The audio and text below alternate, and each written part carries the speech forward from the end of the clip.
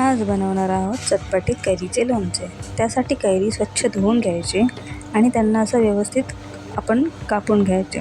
तुम्हाला हवे तसं तुम्ही आकार देऊ शकता। त्यासाठी मधला बी काढून टाकायचा आहे स्वच्छ आणि पुसून व्यवस्थित कैऱ्या कापून घ्यायच्या। आता कापून झाल्यावरती मीठ थोडंसं गरम करून मग त्याच्यावरती टाकून घ्यायचं आहे। असं मीठ संपूर्ण टाकून आणि मस्तपैकी व्यवस्थितपणे असं सर्व ठिकाणी टाकून मीठ चांगलं कैऱ्यांना चोळून घ्यायचं। व्यवस्थित चोळून घ्यायला हळद पण टाकायची। हळद 2 ते 3 टेबलस्पून हळद टाकून नंतर ती पण स्वच्छ आपण मिक्स करून घ्यायची स्वच्छ हाताने। व्यवस्थित त्यास प्रत्येक खापाला लागले पाहिजे असे व्यवस्थित मिक्स करून झाल्यानंतर त्याला पाणी सुटेल। मग त्यासाठी ते कपड्यावरती ठेवायचं आणि 2 दिवस उन्हाखाली सुकत ठेवलेले हे आपण कैरी मस्तपैकी पूर्णपणे कोरडे झालेले आहेत। आणि त्याला आपण लोणचं बनवूया।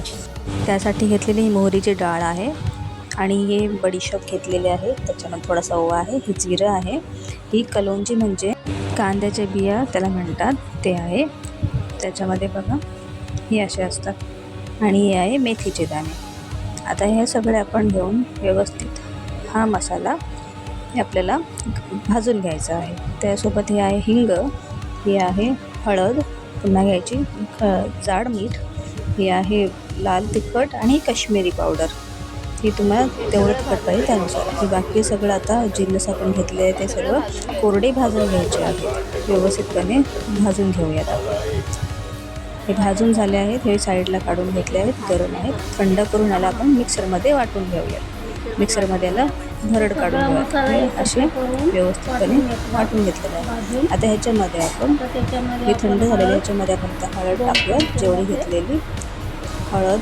त्याच्यानंतर आपण घेतलेलं आहे ते हिंगसुद्धा आपण त्याच्यामध्ये ॲड करूयात, हिंग टाकून घेऊयात आणि हे सगळं आपण मिक्स करून घेऊया।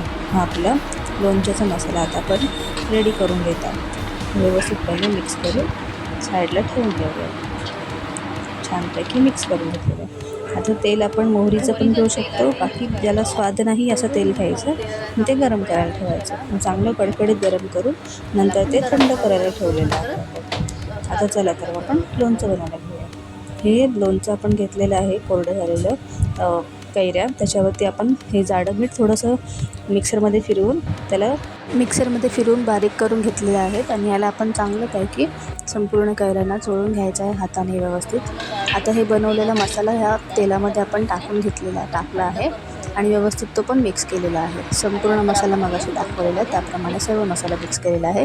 आता तो मसाला आपण गार झालेला आहे तो आता आपण याच्यावरती पसरून घ्यायचा कैऱ्यांवरती आणि संपूर्ण कैऱ्यावरती तो आहे तेवढा मसाला वापरायचा आहे। आणि संपूर्ण मसाला वापरून झाल्यावरती छानपैकी त्याला मिक्स करून घ्यायचं आहे चमच्याने।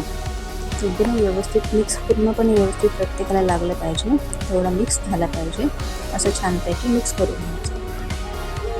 जेवढं जास्त आपण छान मिक्स कराल तेवढं छान मिळेल ते लोणचं। व्यवस्थित मिक्स करून घ्यायचं। तर मिक्स करून झाल्यावरती असं मिक्स करून झाल्यानंतर काचेच्या किंवा मातीच्या बरणीमध्ये ते लोणचं व्यवस्थित ठेवून द्यायचं, काढून घ्यायचं आहे। संपूर्ण लोणचं व्यवस्थित त्यामध्ये काढून घ्यायचं आहे। त्याच्यामध्ये वरती लोणच्याच्या वरती तेलाचा तवंग राहील एवढं ते लोणचं भरायचं आहे, जेणेकरून आणि झाकण लावून जेणेकरून त्याला बुरशी लागणार नाही अशा पद्धतीने बंद करून घ्यायचं आहे। झालं आपलं लोणचं तयार। त्यासाठी तुम्ही व्यवस्थित ते 2 दिवसांनी पुन्हा एकदा ढवळून घ्यायचं आहे।